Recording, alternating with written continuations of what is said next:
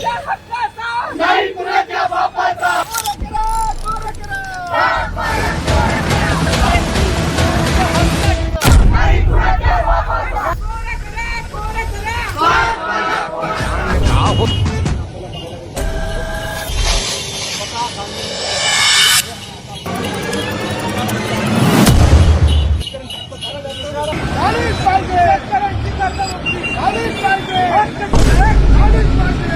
पंढरपुरात आमदार रोहित पवार अन्नत्याग आंदोलनाला बसले, त्याला माझा जाहीर पाठिंबा होता. बुलढाण्यामध्ये शेतकरी नेते रविकांत तुपकर मागचे 3 दिवस झालं उपोषणाला बसलेत, पण इथलं भिकारचोट प्रशासन आणि नाजायज सरकार लक्ष द्यायला तयार नाहीये. शेतकरी अक्षरशः जाळपोळीवरती आलाय, हिंसेवरती आलाय. सरकारने लवकरात लवकर शेतकऱ्यांना सरसकट कर्जमाफी द्यावी. करने की गागर का खेल कैसा खेल. सरकारने कर्जमाफीचा GR काढला, त्याच्यामध्ये ज्या काही जात गाठी शर्ती ज्या काही. फडणवीस साहेब आता तरी जागे व्हा, कारण की अख्ख्या महाराष्ट्रातील शेतकरी राजा हा पेटून उठलाय तुमच्या फसव्या कर्जमाफीचा न्याय मागण्यासाठी. नमस्कार मित्रांनो, मी योगेश पवळे. कर्जमाफी संदर्भातील एक अत्यंत महत्त्वपूर्ण आढावा या व्हिडिओच्या माध्यमातून आपण इथे घेणार आहोत. राज्यात विविध ठिकाणी आंदोलनं पेटू लागले, विविध ठिकाणी लोक रस्त्यावरती येऊ लागले, काही ठिकाणी चक्काजाम करण्यात येऊ लागला, काही ठिकाणी रस्ता रोको करण्यात येऊ लागले, काही ठिकाणी उपोषण करण्यात येऊ लागले, काही ठिकाणी आंदोलन करण्यात येऊ लागले, काही ठिकाणी जीवत प्रेत यात्रा इथे काढण्यात येऊ लागले. असे अलग अलग भागामध्ये अलग अलग माध्यमातून शेतकऱ्यांच्या माध्यमातून या जाहीर आक्रोश या सरकारच्या विरोधात इथे काढण्यात येऊ लागला. खास करून आता काही व्हिडिओ समोर आले सोशल मीडियावरती, जसं की आता लेटेस्टमध्येच रोहित पवार जे राष्ट्रवादी शरदचंद्र पवार गटाचे आमदार आहे यांचं उपोषण इथे पार पडलं. 12 जून रोजी ते उपोषणाला बसले होते आणि मला तरी वाटते की 14 जून रोजी त्यांनी उपोषणाला इथे सर्वतः स्थगिती दिली. परंतु त्याच्यातून काय सिद्ध झालंय, नेमकं काय विषय मार्गी लागला अद्यापही आपल्या शेतकरी राजाला ते कळालंच नाही. हे शेतकऱ्यांसोबत आता हे पहिली वेळेच नाही, बल्कि याच्या अगोदरही बरेच काही शेतकऱ्यांसोबत इथे धोका झालेला आहे. आता धोका कशा पद्धतीने झाला ते थोडक्यात आपण जाणून घेऊया.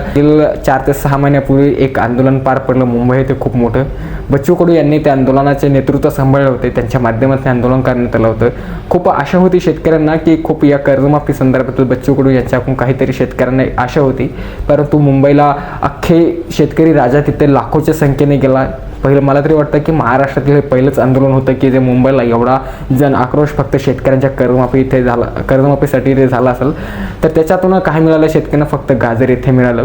कारण की बच्चू कडू आणि मंत्रिमंडळाची एक गुप्त बैठक पार पडली होती, मुंबई इथेच पार पडली होती. त्याच्यात काय झालं होतं काय नाही ते त्यांनाच माहीत. त्याच्यानंतर त्यांनी जो निर्णय घोषित केला होता, मुख्यमंत्र्यांनी शेतकऱ्यांना आश्वासन दिलं होतं कर्जदार शेतकऱ्यांना की 30 जूनच्या अगोदर आम्ही सरसकट कर्जमाफी इथे करून टाकू, असं आश्वासन त्यांनी त्यांच्या जाहीरनाम्यामध्ये देखील दिलं होतं. कर्जमाफी आंदोलनातही दिलं होतं. परंतु शेतकऱ्यांना काय मिळालं, कर्जमाफी तर मिळाली, परंतु त्याच्यामध्ये असले काही निकष इथे मिळाले की त्याच्यातून लक्षावधी शेतकरी इथे अपात्र होणार आहे. मित्रांनो, आता लेटेस्टमध्येच परत एक शेतकरी नेते समोर आले, त्यांचं आंदोलन समोर आलं. ते म्हणजे बुलढाणा जिल्ह्यातील खूप फेमस माणूस म्हणून आहे, ते म्हणजे रविकांत तुपकर. तर यांनी एक आंदोलन परत एकदा कर्जमाफीसाठी इथे उभे केलंय आणि गेल्या मागील 2 दिवसापासून ते तिथे उपोषणाला इथे बसलेले आहे. आणि अद्यापपर्यंत सरकारच्या कोणत्या प्रतिनिधीचा त्यांच्यापर्यंत कोणते संपर्क करण्यात नाही आलाय. आणि याच आंदोलनाला जे की शेतकरी पुत्र आणि महाराष्ट्र राज्याचे बलाढ्य रिलस्टार रविराज पाटील साबळे यांनी खूप मोठा जाहीर पाठिंबा इथे वर्तवलाय. हालाकी त्या लोकांसाठी हा चांगलाच चपराक आहे, ज्या मूर्ख लोकांनी रविराज साबळे यांनी जे आहे की रोहित पवार यांच्या शेतकरी आंदोलनाला जे आहे की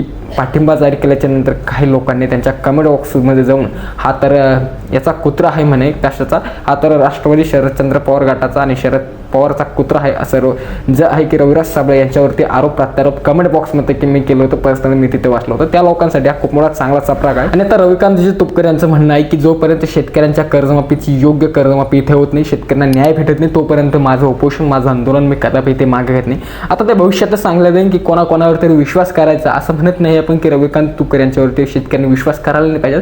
परंतु काय होऊ लागलं की आतापर्यंत जेवढे पण काही आंदोलनं झाले शेतकऱ्यांसाठीचे ते पूर्ण फसवेच निघाले. जे कोणी शेतकऱ्यांसाठी बोलले ते त्यांनी शेतकऱ्यांसोबत दागाच इथे दिलाय. आता रविकांत तुपकर साहेब काय करते येत्या काळातच बघू. हालाकी मी पर्सनली त्यांना भेटलोय, मला तरी वाटतं ते खूप मोठे चांगले नेतृत्व आहे शेतकऱ्यांसाठी एकंदरीत. आता येत्या काळातच बघणं गरजेचं आहे.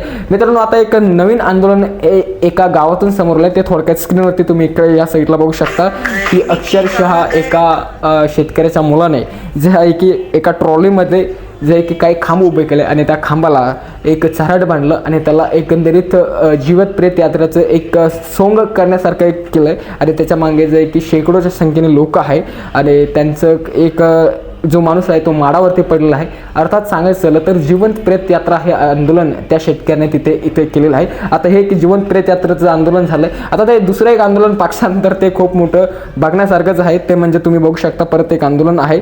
तर ते आंदोलन असं आहे की जिवंत प्रेत यात्रा विहिरीत आंदोलन आहे. तर त्याने विहिरीत उडी मारून त्याचं आंदोलन सुरू आहे आणि त्याचं म्हणणं असं आहे की जोपर्यंत शेतकऱ्याच्या कर्जमाफीचं योग्य विल्हेवाट इथे लागत नाही, योग्य निर्णय इथं होत नाही, तोपर्यंत माझं आंदोलन मी मागे घेत नाही आणि मी विहिरीच्या बाहेर येत नाही असं त्या शेतकऱ्याचं म्हणणं आहे. एकंदरीत याच्यावरून बघू शकता की राज्यातील शेतकरी किती उद्रेकात इथे आलाय. तर असं आंदोलन आता विविध ठिकाणी करण्यात येऊ लागले. हे तर प्रसार माध्यमांच्या माध्यमातून आपल्याला इथे दिसू लागले. म्हणूनच व्हिडिओच्या सुरुवातीला मी म्हटलं की राज्याचे सन्माननीय मुख्यमंत्री साहेब फडणवीस साहेब आता तरी जागृत व्हा आणि शेतकऱ्यांना न्याय द्या, अन्यथा हा बळीराजा इथे पेटून उठल्याशिवाय राहणार नाही.